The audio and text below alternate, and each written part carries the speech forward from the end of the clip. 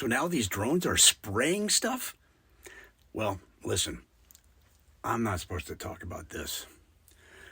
But I happen to know a guy, let's call him Bert, to protect his identity, who's very high up in Washington. How high? Let's just say when the president needs a recommendation for a decent taco truck near the White House, Bert's the one who whispers in his ear. Anyway, Bert told me something wild, something that's going to change the world as we know it.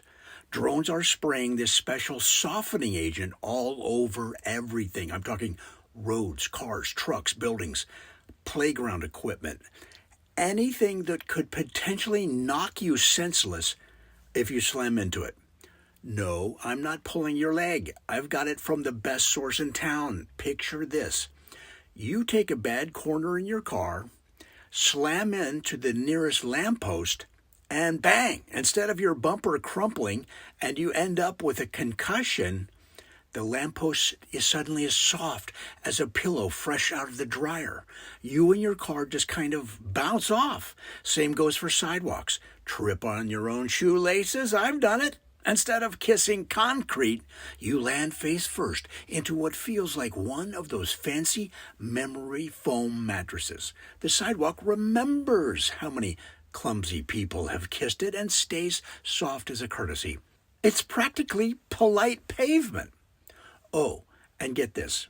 You'd think that making everything squishy would cause problems, right? Like, how's a semi-truck going to drive down a marshmallow road without sinking to its axles? Well, somehow, these scientists or engineers, or maybe it's top secret alien collaborators, I don't know, designed this stuff to stay firm under normal conditions. Cars roll just fine, buildings stand tall, planes land like normal.